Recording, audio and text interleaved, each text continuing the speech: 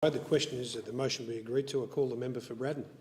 Thank you, Mr Deputy Speaker. The Try, Test and Learn Fund is a program that is supposed to support people to stay in education and transition into the workforce.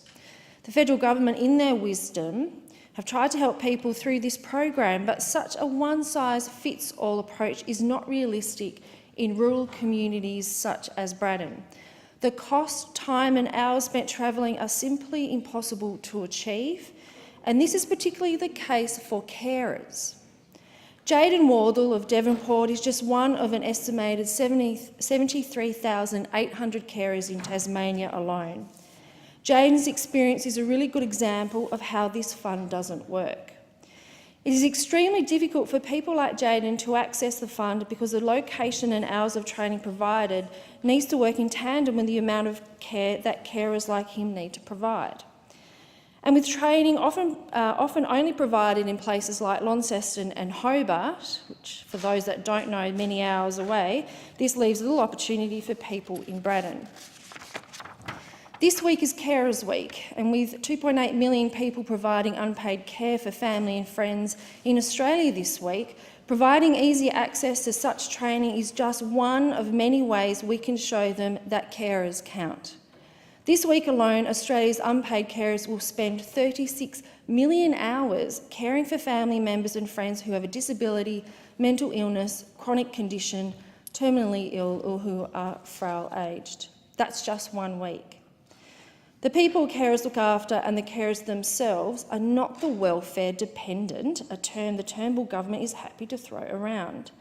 Those who are being cared for are people who, through no choice of their own, have been born with or developed a disease, illness or other condition which requires consistent and quality care.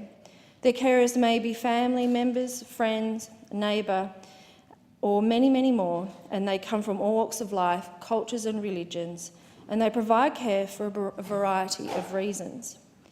At 17 years of age, Jaden, who looks after his mother who's been diagnosed with a heart condition, is one of these people. Besides having the responsibility to look after his mum's medication, Jaden also manages his family's finance and cares for his siblings.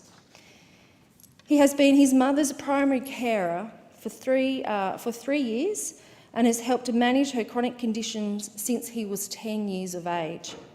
It wasn't until he was 13 that he recognised the role he had taken on. This is a tough job that is deserving of reward, not punishment. Jaden is not like many other carers in our community, or who is not unlike many other carers in our community. They're on call for 24 hours a day, and the effects on their lives are real and worthy of more than just negativity from the Turnbull government. For instance, when Jaden's grades started to be affected by his need to provide care, his teachers thought he was getting involved in drugs or crime. As a result, and despite being a talented and intelligent student, Jaden dropped out of school in grade 8. Jaden shared with the Sunday Examiner newspaper recently that he was constantly told he wouldn't achieve anything because he wasn't attending school.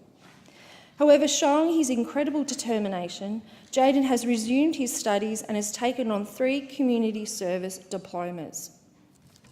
He's finished grade 10 last year and he's now taking on grade 11. The federal government, in their wisdom, have tried to help people like Jaden, offering this Try, Test and Learn Fund, which is supposed to support carers like him. But he, like many carers, are labelled by such programs as being trapped on welfare or welfare dependent, when in fact he's nothing close to that. Carers Australia CEO, and I quote, that young carers have been correctly identified as some of those most at risk of welfare dependence throughout their lives. They are mostly susceptible than other young people to the problems of workforce accessibility, given the nature of the caring of their role. And I continue to quote, it is also important to understand that many young carers face a range of complex challenges which impact on their capacity to engage in education and employment, and these must be addressed under any program to support them to work. In closing, it's time to recognise that carers provide invaluable support in caring for some of the most vulnerable people in our community and play a critical role in our health system. The fact is that anyone at any time can become a carer, and this week, and indeed every week, it's time to know how much they they all count. Thank you. I thank the member for Braddon.